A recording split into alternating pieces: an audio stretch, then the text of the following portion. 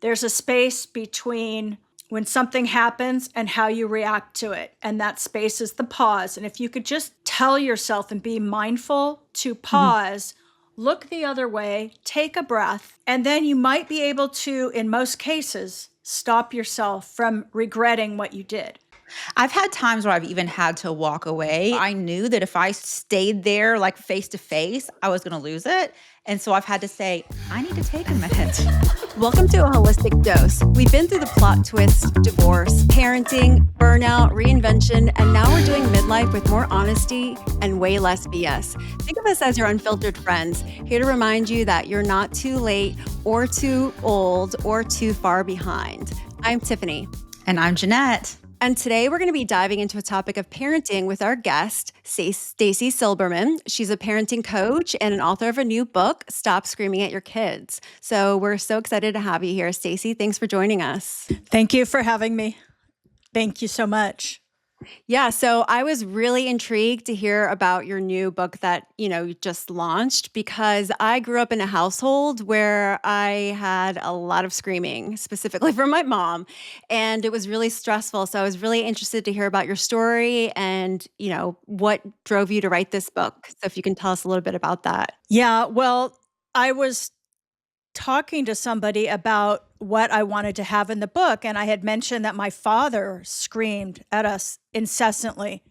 And he was like a monster.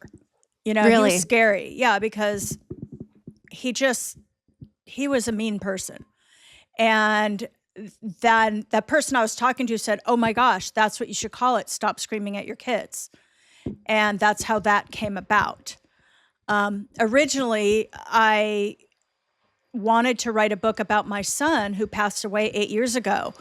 But the fact of the matter is that those kind of stories are great to tell, but it may not actually help people. And so it went from all the way over there to all the way over here. While I was studying to give a TEDx talk, and you have to kind of grind down your message into one small place. And so it went from death and anxiety and addiction to parenting, because parenting comes before all of those things happen. And every addict that I've met when I was working in a recovery center basically had a story about a bad family upbringing. Was your son's death related to addiction? Yes, it was. Okay. Yes. Okay. Yeah, he had ADHD, and that was, he would be I do 33 too. now. Yeah, he would be 33 now. So back then they didn't really know what it was, and they just thought it was hyperactive boys. And so, and then they had a weird way of diagnosing it. So he never got diagnosed properly until he was about 15. And in the meantime, he developed anxiety disorder, panic disorder, depression. And kids with ADHD tend to be very hard on themselves because they get about 200% more criticism than the average child in their school lifetime. So Stacey, you work as a parenting coach as well, correct? Yes. So how long have you been doing the parent coaching? I've been doing the parenting coaching for about 10 years. Okay. It mostly started after my son died. And people started calling me all the time when they were having problems with specific problems, maybe more addiction related or mental health related. But what I'm doing now is a little bit more just fresh, without having those particular problems in place. Yeah. And I know you've been very vocal about your loss with Max. So tell us what you'd like our listeners to know about your son, Max, and how he has shaped your work. Well, Max came out very spirited. He always had such a beautiful, bright smile and a lot of personality, and people would stop me and comment on how beautiful he was and how much light he basically emanated from his body. And he was always the baby that did things that no other babies did. So we'd go to like a mommy and me class, and he'd be the only baby that crawled out of my lap, early crawler. and went to the head of the class because he wanted to be the center of attention. He was a character. And so how has Max shaped your work? Well, I made a lot of mistakes when I raised Max. I didn't have a really good place to go for information. And even though we did seek out experts, and he started therapy when he was 4 years old because he started lying at a very early age, and we didn't understand why. And so, but, at that point, they didn't talk about boundaries. They didn't talk about the nervous system. They didn't talk about co-regulation. We didn't know a lot of stuff. And so I myself, also coming from an upbringing that didn't have a lot of good modeling, I didn't learn, and I had nowhere to learn from in the moment either. So I always wished, I was like, why is there no manual for this? Right. For parenting? Where is the manual? And the old man, there were some other parenting experts that came from, for example, going back to the turn of the century, when America became an industrial nation and women were starting to work in the factories, and they actually hired lobbying parent advisors to basically condition mothers to believe that they shouldn't give a lot of affection to their children, Oh, wow. Interesting. and that they were basically telling them, don't even kiss them that much, and maybe give them a kiss on the head when they go to sleep, because they didn't want them to be that connected. They just wanted them to be controlled. And the reason is because that made them better workers. So in other words, they worked them really long hours, and they were not home for their children. And it was all just work and control and discipline. There wasn't a whole lot of connection. And, people really struggled in that day. And that's what came down in the generations up to when I was a parent. Maybe it got a little bit better, but it was still all about control and discipline, Yeah. and do as I say, not as I do. Yes. And don't talk back. Yeah, so when I was a kid, so I was born in '79, and especially in Christian households, Dr. James Dobson was like the Dobson, go-to. that's who I saw. Yeah. Yeah, I remember my parents had the book, The Strong-Willed Child, and it was very into spanking and control, and, you tell your kids what they need to be doing, and so that's how I grew up for sure. And it's interesting that just newer research is showing it's about connection, not that control and being a dictatorship. Yeah, I bought that same book because I had no idea. Mhm. And I had my son in a Jewish preschool, and they told me, no, don't spank him. But the book said to spank him. And meanwhile, they were on me about my son being very touchy-feely. He was at 18 months, they said, Mrs. Silberman, you need to shadow your child, in Mommy and Me. I was already in trouble with him in Mommy and Me. Wow. And so he wanted to touch and pinch. It's sensory stuff. Yes. And he was just very physical. And I didn't know what to do with that. I mean, I was following him around, and I would move him, but he was so curious, which is what a little toddler would be. And they wanted me to stop him, but don't spank him.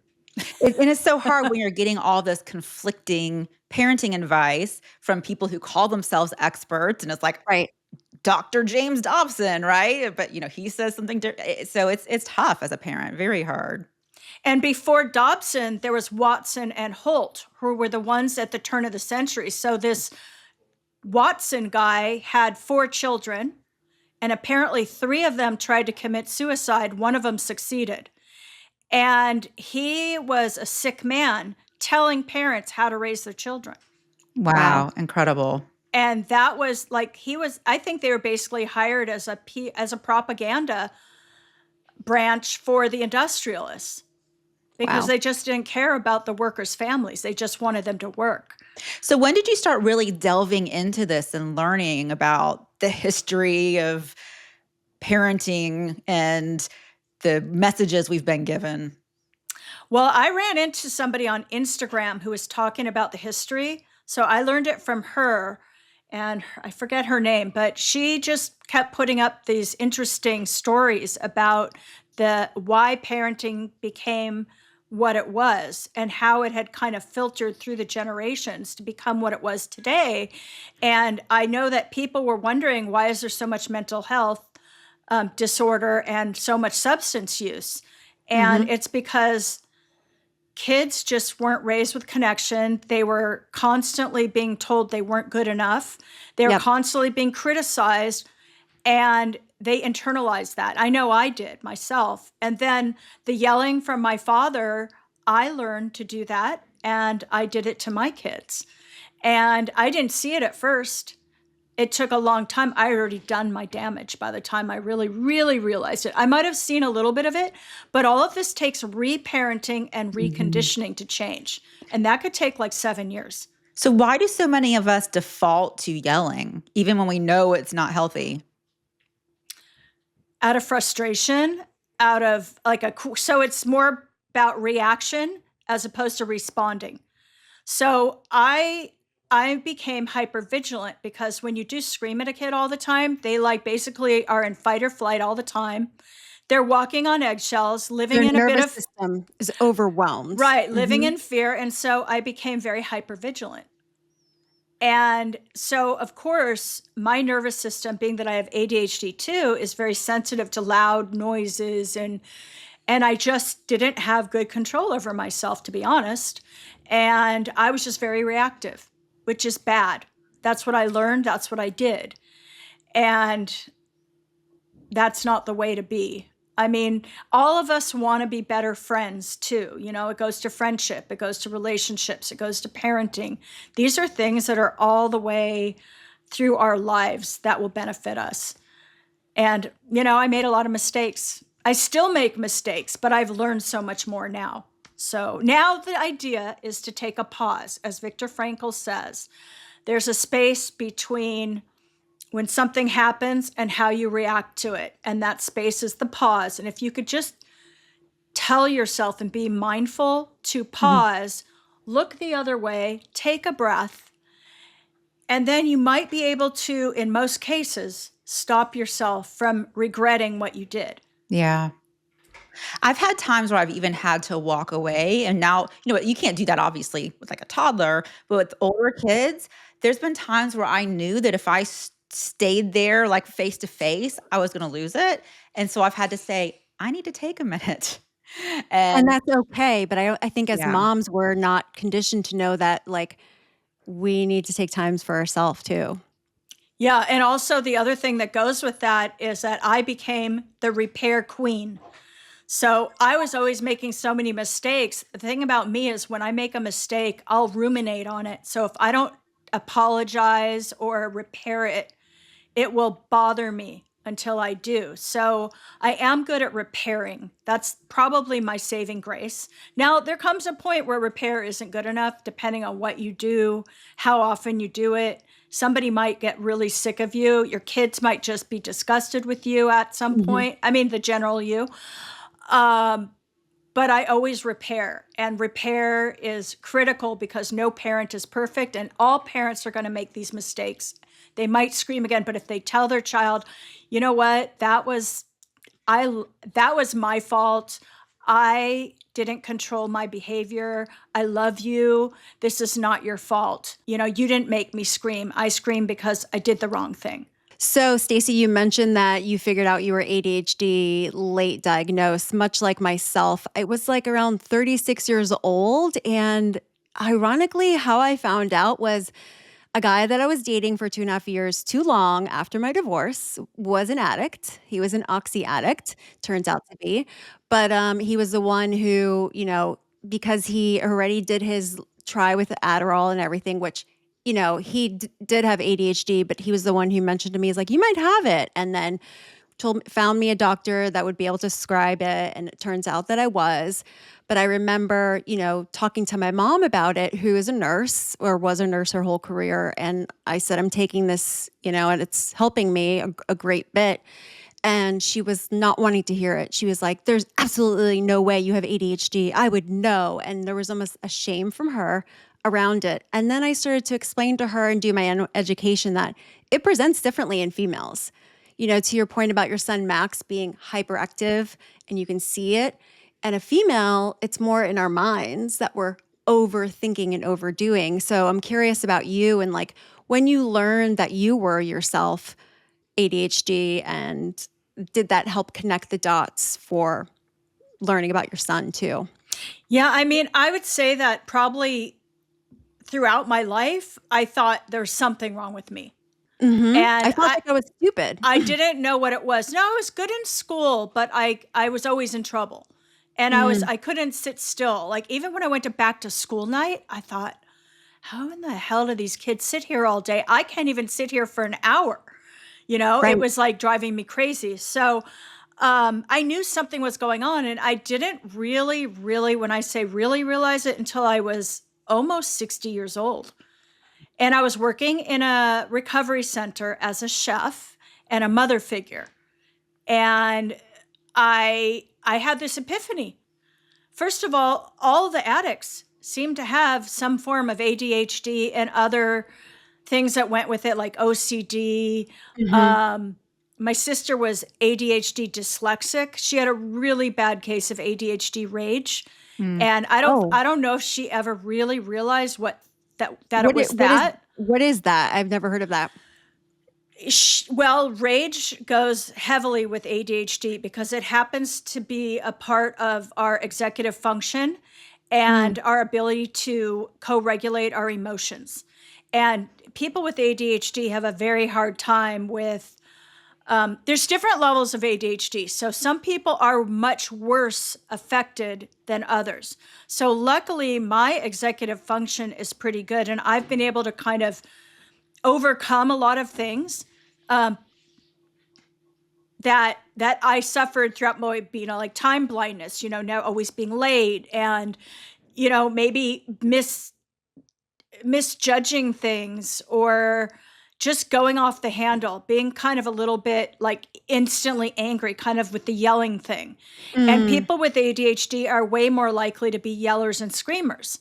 Yeah. And like, for example, your mother might really be upset about hearing it because there's some grain of truth that might be there for her as well, because Oh it's yes, she finally realized. yeah, it's extremely genetic. And then like Dr. Gabor Mate thinks it's an attachment issue, whether kids have good attachment with their parents, a secure attachment. And that could be true. That could be part of it. Because usually there isn't a secure attachment, because when parents yell and scream and belittle their children and make them afraid, they don't have a secure attachment because it means they're afraid of you, which means they're insecure. Right. And then there's trauma, that could also mimic ADHD as well or cause it. If you believe in, do you guys know what epigenetics are? Epigenetics are kind of like when something happens in the family and it gets ingrained in your DNA. No, that's like, Like really deep what is trauma. it called? ACE scores. Are you familiar with ACE scores? There's something called ACE scores, which sounds like the same exact thing. It could be the same thing where things are passed, they kind of like embed themselves in your DNA and then it gets genetically passed on. Genetically. Like, can you give us an example of a scenario that would? So when I first heard about epigenetics, it was many years ago, maybe like 15 years ago. I was in a book club and we read a book that was written by somebody who was in the Holocaust and survived. Oh. And they first started realizing it because Holocaust survivors realized that their children were kind of traumatized by their trauma, so that it somehow got environmentally passed down as well as genetically passed down. Wow. And that's when they created the study of epigenetics. So it's basically that now they believe that genetics are changeable. They could be like triggered sometimes. Like sometimes you have things in your DNA, and if there's something in your life that triggers it, it's more likely to happen. So I'm not an expert in these studies. I just know enough about it to know that they're still trying to figure out which came first, the chicken or the egg with ADHD. Is it truly genetic because it appears to be genetic? Or is it epigenetic? Is it something that's like, because like, for example, my mother had a lot of trauma in her childhood. I mean, serious trauma. And they didn't have therapists back then. They didn't treat those kids back then. And they just become very dissociated and live with it and pass it along until one day someone like me, the middle child, figures it out and I'm the does middle the child too. work. Yeah. And I'm the black sheep of the family. I'm the troublemaker. hmm So Well, if it was epigenetic, then would it mean that the other siblings would have it? Because like I'm a middle child of with two other sisters, and neither of them have ADHD, and I for sure felt so different from them. And then once I explained all the side effects and all the symptoms to my mom, she's like, "Oh, I have it," and that was in her late 60s. That she now is like embracing it and understanding it. But my other sisters, they just do not understand at all. And I'm like, you guys, like they don't understand when I've said to them before, and I got in a big fight with my older sister about this, like where she's like, oh, mentioned about calling or checking in on something in her daughter's life. And time passed by, and a day it goes by so fast, but like, or weeks rather, that it's like a blink of an eye, and then I miss things. And then she was so mad. I'm like, you literally have no idea the ADHD, the time blindness. And she's like, stop blaming it on that. It's not that. And I'm like, it's you until you experience it, you have no idea. Like they I'm really managing it don't every get day. it. We're like, and I know that like in my childhood and even in my son's childhood, we never really fit into our peer group. hmm We might have fit in with younger people and older people, but we had a harder I do time relating too. to our peers. There's the time blindness, there's the out of sight, out of mind. So if Oh somebody's gosh, not in front of you, you you can forget about like them. forget they exist, and at the same time when you see them again, it's like you never were away from them. You can Yes. rekindle whatever you had with that person. And I also don't remember certain, like if there was a fight or something, I can't even remember the details, but everybody will remind me of the things, and I'm like, oh, Yeah, my memory in my childhood is very foggy, but I remember some specific traumatic events. But same. but yeah, I mean, I've blocked out a lot of things. So there's some dissociation is just another part of dealing with trauma, like that hmm we maybe want to forget those things, but they're still in our subconscious, and it's still in our body. And that's where the somatic work comes in. So for example, going back to that, when I was raising my kids and when I was going to therapy, they only had talk therapy, and they never talked about boundaries, nervous system issues, co-regulation, all the things that we know about now. And they don't talk about somatic. So they didn't understand that the body keeps the score, like like the title of that book. It really does. And we hold things in our body until we're able to kind of purge them out of our bodies. We still hold on to all these old memories and traumas. Even if they're not intellectually in our mind, they're in our bodies. And I learned that much later. I by being in the recovery business, I learned a ton of stuff about, trauma, overcoming trauma, therapy. I had hundreds of kinds of different facilitators to learn from. That's where I learned a lot of this stuff. I mean, I literally went to group therapy with these facilitators for like over 2 years straight, sometimes 3 to 5 days a week. When did you decide to go into that line of work? Was this prior to Max passing, or was it something just always within you? No, it was never even a remote idea in my mind to go into that kind of work. I Wow. was a realtor, Okay. and was it was during COVID, when I was home after 9 or 10 months, and I got really bored. And my husband had gotten a job as the CFO in a recovery center, hmm and they needed someone to help with the cooking. And I'm a good cook. So, oh, I could do that. And they said, oh, we want you to also kind of play like a mother figure too. I mean, I didn't know why, but I was like, oh, yeah, I love that because I love being a mom. I may not be the best mom, but I love doing hmm it. Right. So I took on that role. It was much smaller at the time, and then they grew, and I grew in my position. But I'm just a super observant person. I'm kind of meticulous, and that's the kind of ADHD that I have, that hyper focusing, really seeing that I'm a pattern reader and a detail seer. Like I see all the details, and there might even be a little touch of autism in me, like Mhm. in like sensory stuff, loud noises, and maybe the feel of certain fabrics, but Yep. it could be that simple. It's just a few little minor things. So that would be called AUDHD, like ADHD. I Oh, was okay. not professionally assessed. I assessed myself, and I could Same. tell you beyond a shadow of a doubt, I know what I am. And I don't, because I never went on medication because it was too late.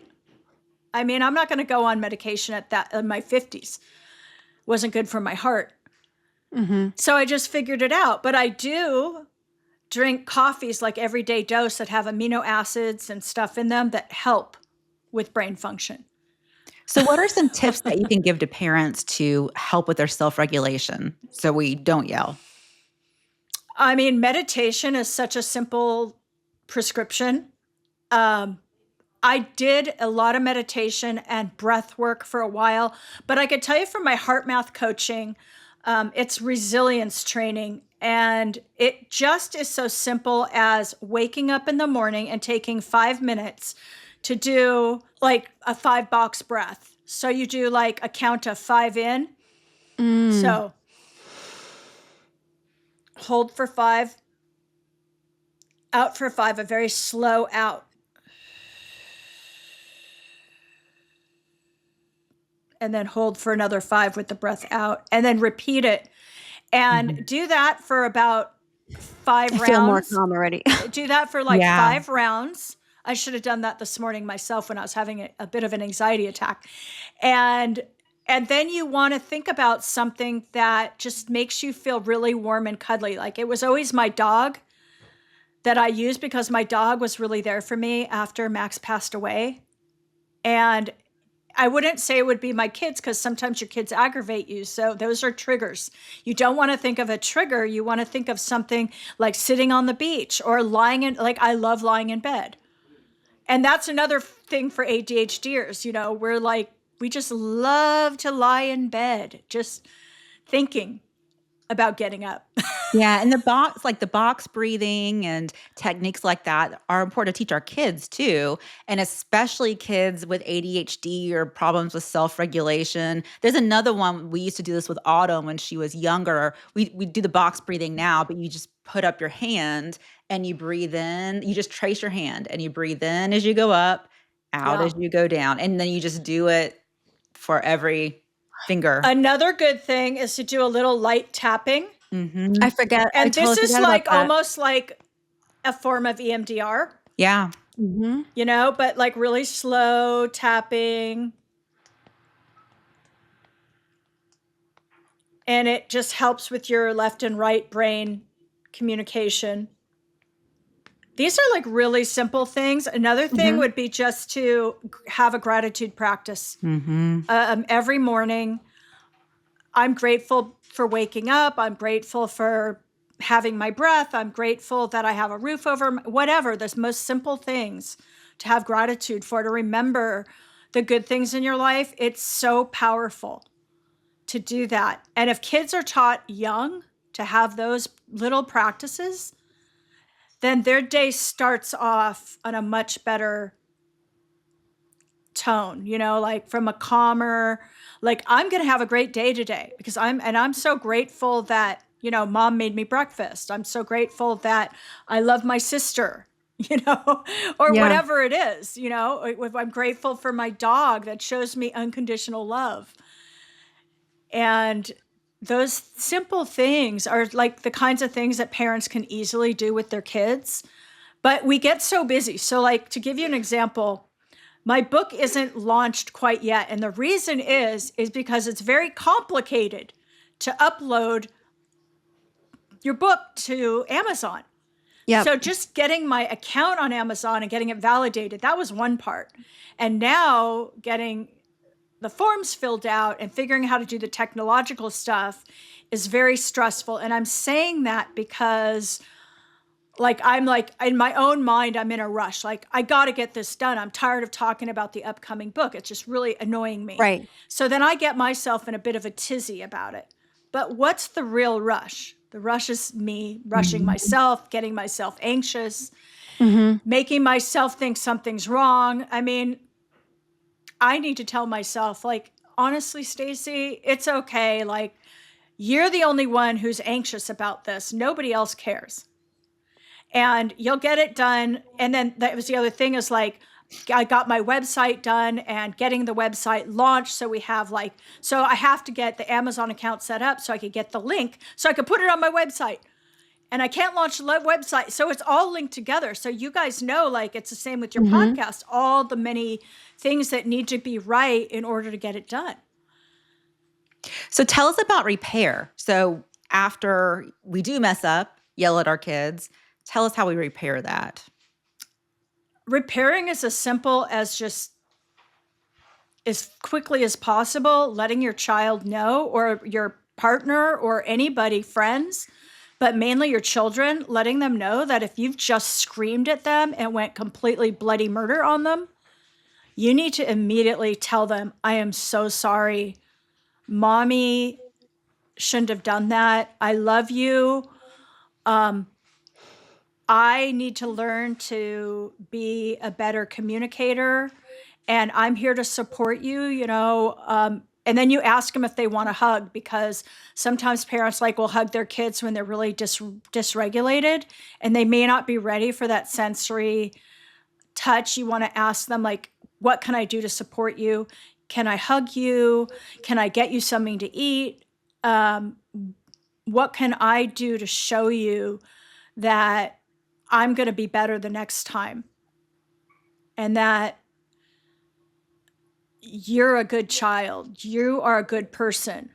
Doing things wrong is a learning experience, and that we do not learn unless we make mistakes. So for me to get mad at you when you might have made a little mistake is wrong on my part. So I need to own that. Yeah. And make sure that they accept it. Definitely. So raising teens and kids overall is difficult as it is. And then you mix in all the challenges and struggles we have with addiction or being exposed to different substances and everything. So what are some of the things you've learned throughout your training with the parenting and what to look out for? Because I explain to my daughter all the time, I'm like, honey, these drugs, they're a whole different kind. It's way different ball game, and it is so scary. It's definitely one of my biggest fears as a mom. And now that I'm parenting, we have 3 teenagers now. So yeah, please give us tips and thoughts you have on that. Well, it's like kids don't realize that it's like one mistake can be fatal.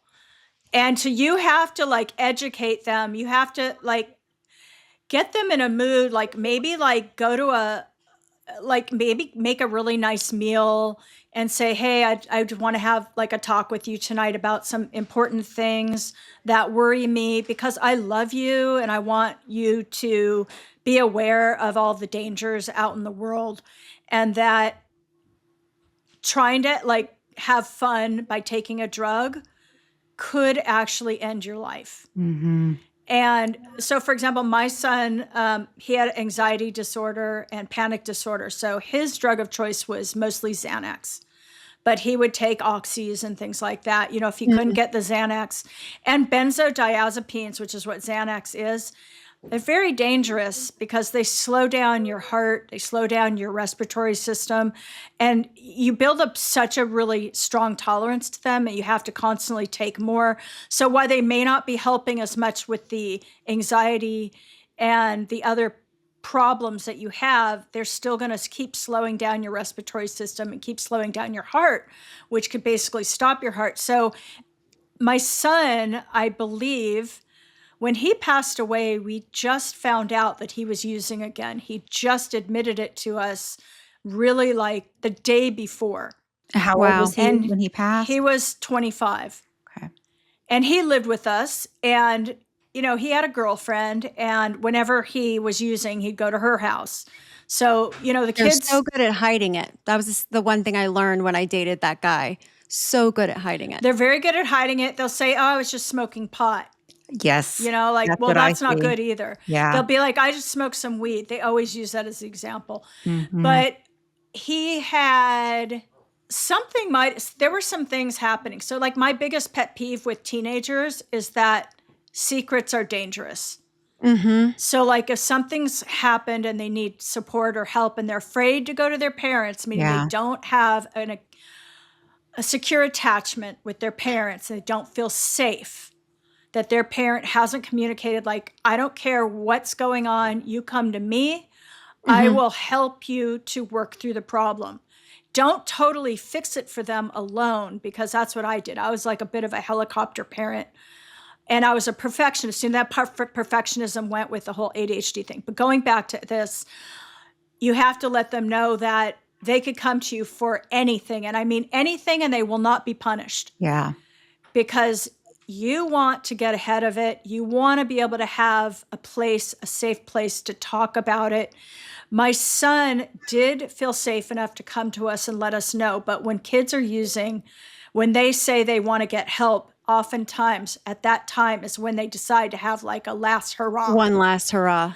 And they're like, oh, I got to use it all up. It's no different than being on a diet Yeah. when you want to eat all the last cookies. Now, I know Yes. that personally. Yes. So, Yeah, all three of us are on GLP-1s. Yes. right. It's a real thing. And I Mhm. realized that. So, like, I realized that when I was working in the recovery center, and when I first started going on the GLPs a couple years ago, and I did that. I always did that, that, oh, I got to finish all this One last bread and the meal. cookies and the Yeah. gummy bears or whatever the hell I was eating at the time. And the drugs are the same. So sugar's my addiction. I still kind of deal with it a little bit, not as Mhm. bad. And for them, it could be like same sugar center, cocaine center, in your brain. Methamphetamine, big here. Like, there's a lot of methamphetamine use in our city, and I all over the country, because it's cheap. Yeah. Right. All these, like, there's pleasure centers and receptors in our brains that deal with all this stuff. But basically, your kids need to know they can come to you, and that all of these things are laced with fentanyl. Yes. Fentanyl And is so scary. so my son probably got a fentanyl pressed pill. Okay. So we didn't know at the time. It was in 2007, June 2017. They hadn't figured out the fentanyl crisis yet. All I know is that the police said that people were dropping dead all over the place. So it must have just entered the supply. So his girlfriend wouldn't have had Narcan back then because it wasn't. No, and he was home that day. I didn't know anything about Narcan. I carry Narcan in my car now. Like, I have it with me Yeah, all I the keep time. meaning to I get it need for to get myself that. because I think our kids should have access to Narcan because they go to parties even if they're not using, It something. only works on opioids, Yeah. Narcan. So, like, it wouldn't work on, I don't think it works on benzodiazepines. I don't think it works on Xanax, but, like oxys and heroin and fentanyl, it works.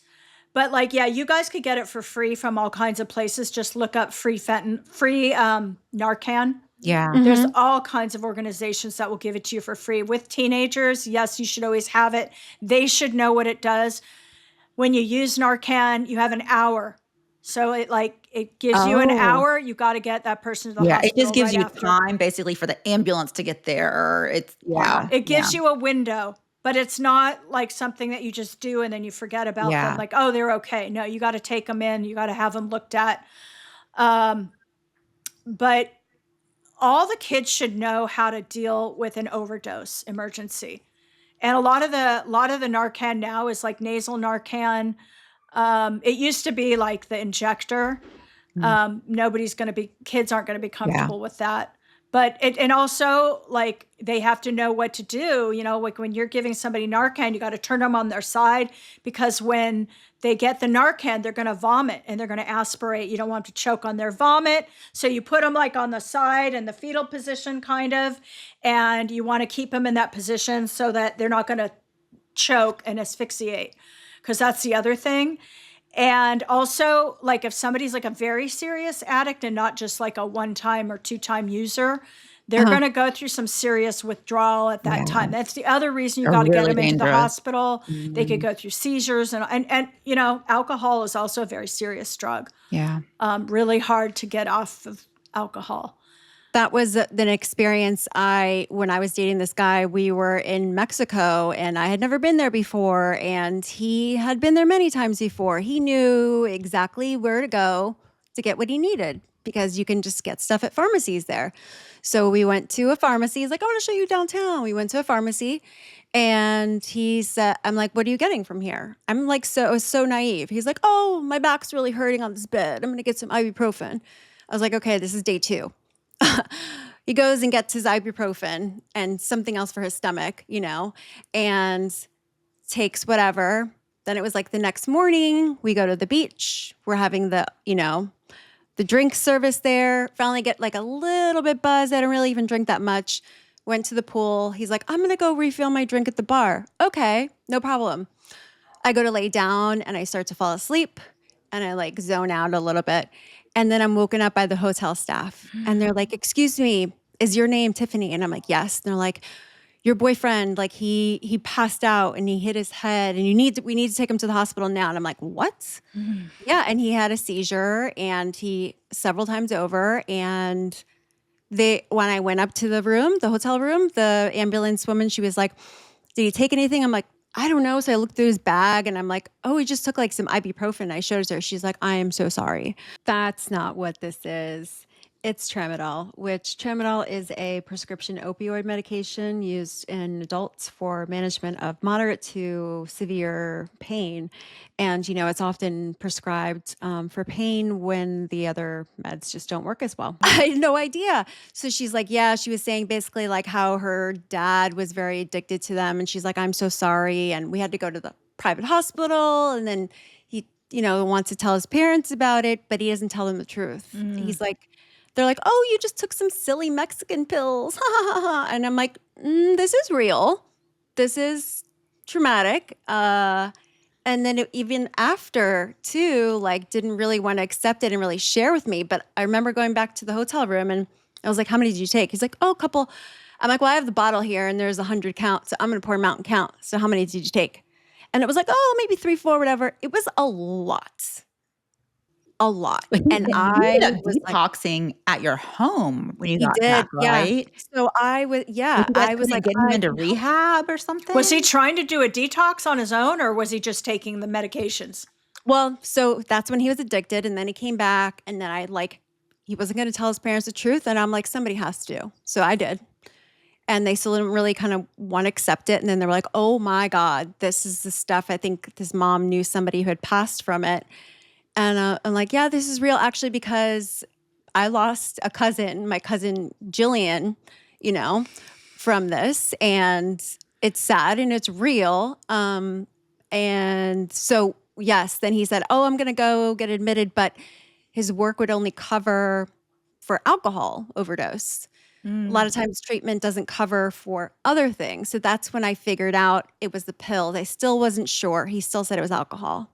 So then it was a cost thing. So yeah, he did it with me at my condo and I had to see that for like 2 days. And then the third day he went back home and then I'm hearing he's drinking some alcohol. I'm like, aren't you like detoxing? Because he got like the pills to like do the detox. I'm like, aren't you detox? But the shaking and it was horrible. The vomiting and Yeah, horrible. withdrawal is serious. And like with, depending on which drugs he was taking in addition to those, and it's probably a whole Right. lot more. And I think like snorting some Adderall too. Oh, geez. Yeah, you could go through Powder. some major seizures. I mean, it's very Mhm. dangerous to detox off of alcohol and And it was all the and above. Xanax. Like you have to go through a medical detox. It's like my son had to go through that a year and a half before he passed away. He went through a medical detox and we sent him to a place for 30 days. Now, we didn't know anything about recovery Right. stuff at that time. Like we were really stupid. We didn't know. Well, that was the peak of the opioid epidemic. It was horrible. Yeah, so we didn't really understand it at that time because the most dangerous time for an addict is after they come out of a rehab.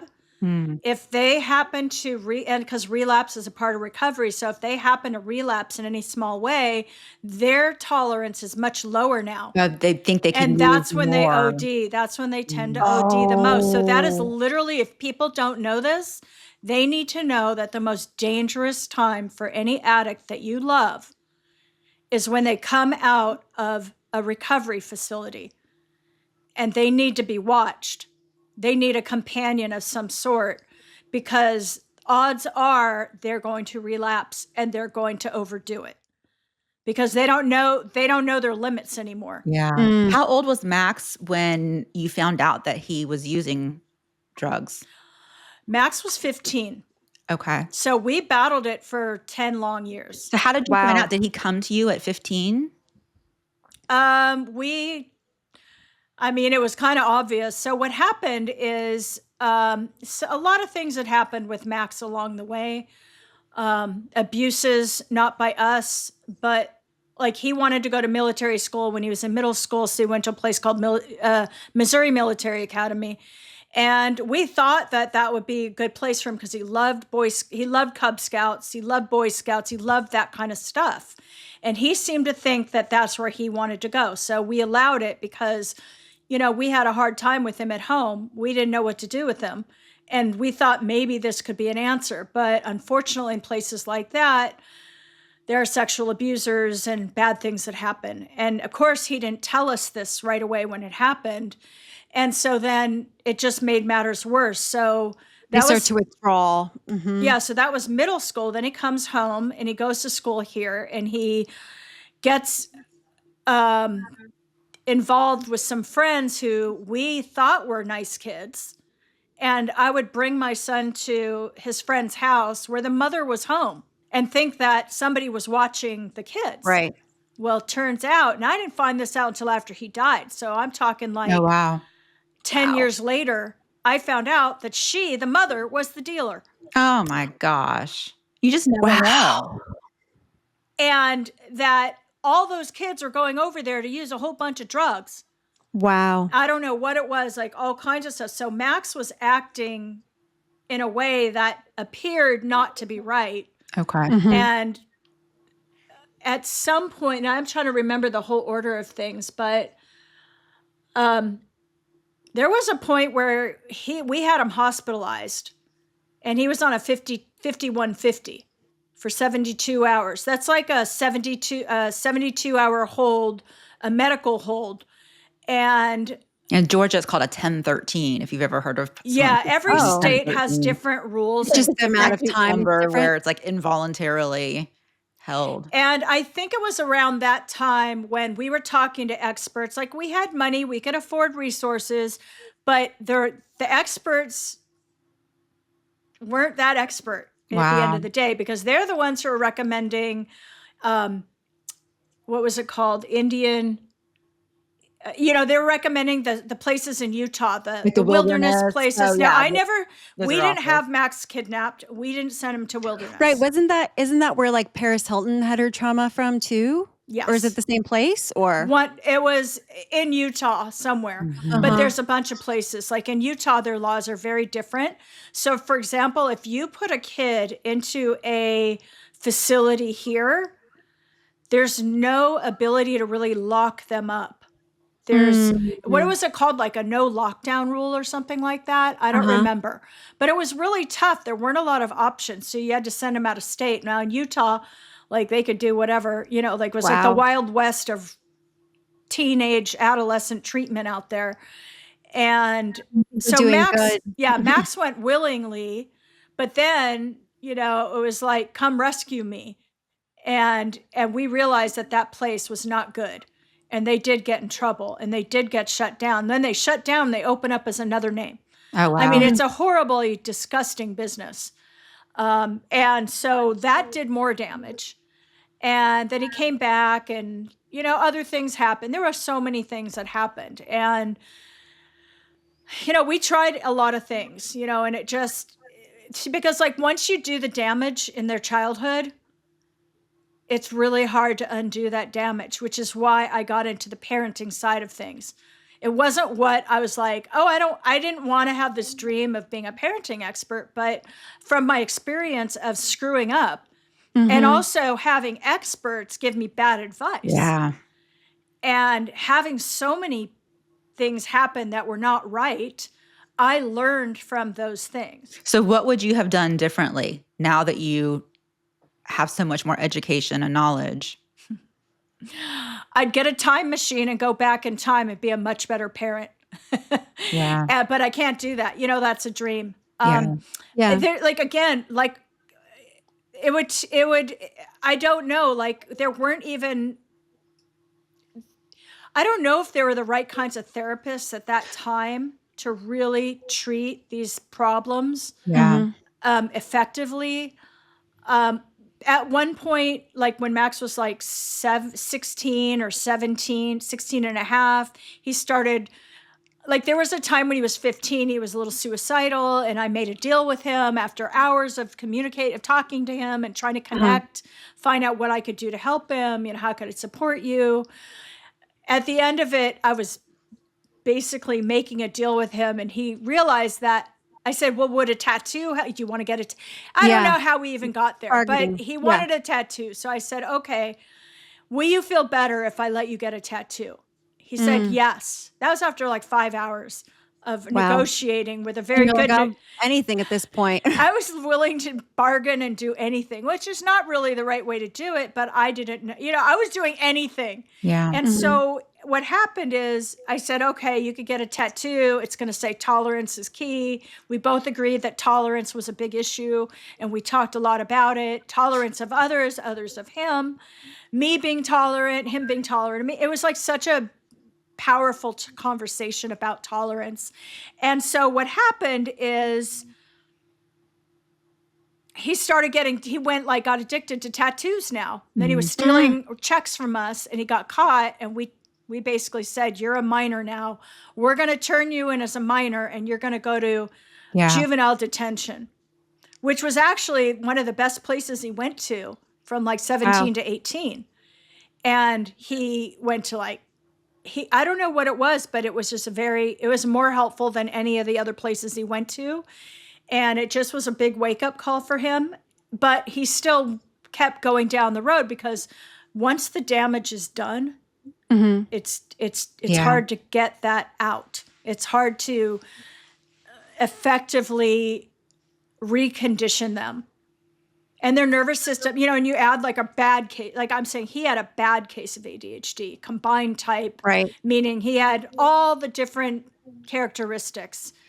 And his executive function was weak. He was super intelligent, super good at his IQ, on verbal IQ was super high, but his other part of his IQ for testing was like getting things done and follow through. We couldn't figure out if it was like, did he not do it because he knew he was going to fail, or could he really not do it? And nobody could ever figure Mm. that out. And nowadays, I think it's more related to, ADHD and Seeking the dopamine, like getting things done last minute. It's such a rush for me. Now, when you mentioned, Stacey, too, that you said if you could go back in time, you would change being and be a better parent because you felt like you were a bad parent. In what ways do you feel like you're a bad parent? Or is this a combination of you also then being hard on yourself? No, I'm not being hard on myself. I mean, I'm being real here, like I really Mhm. screwed. I did a lot of good things too. I wasn't all bad. I loved my kids. I did my best. I was there for them. I was like very supportive. I was around. I was a full-time parent. But what I didn't do is connect Mm. as deeply as I could have. Like, I thought that when the principal was calling me almost every Mhm. day, that I had to deal with that. In retrospect, if I could go back, I Mhm. would say, you know what? Maybe my son isn't in the right place in your school. And his mental health is way more important than schoolwork Yeah. and getting his Right. homework done and being able to fulfill all the requirements of our education system. Because if you learn a lot of things, but you don't have good mental health, you're not going to succeed. And I didn't have that forethought at the time. Mm. And I would have put everything aside. I would have said, I just would have had to buck up, and whether it be even like homeschooling wasn't really as together back then, but it was there, but I just didn't really know much about it. And I would have had to just do it myself or hire people to help me and take him out of that environment where he was being decimated on a daily basis, criticized, beaten up, told he wasn't good enough, told he was disruptive, a brat. And I said things too that I regret, because I was like frustrated. I didn't know what to do. And if I could go back and change all of that and just, I may not be super parent, but if I could change the ratio of connection to really control being very nothing, just connection, and what can I do to support you? Because why else am I having a child if I can't grow a child that's going to be healthy and do better than I did, and that I leave a legacy of a next generation that is able to cope and be its best self. Yeah, I think that's super powerful. And that kind of leads up to, when I'm going to close us out here in a little bit. What is the one thing that you hope that parents can take away from this?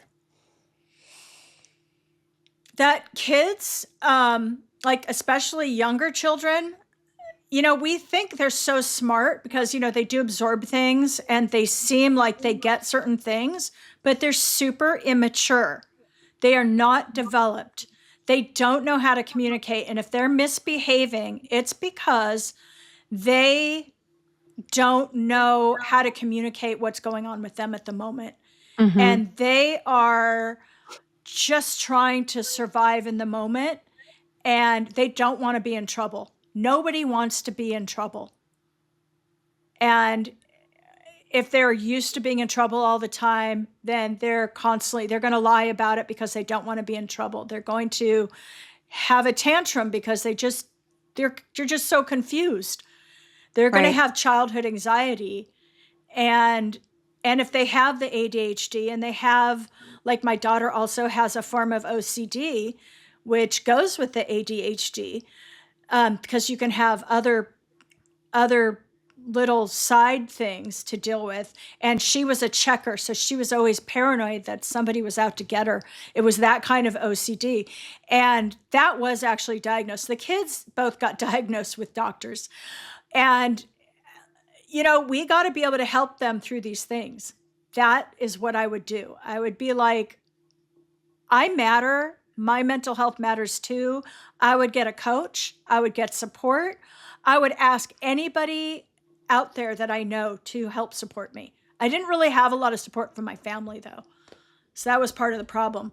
I had very little familial support because I was dealing with people who were very dysfunctional. Yeah, we see that all too common. That was kind of me too.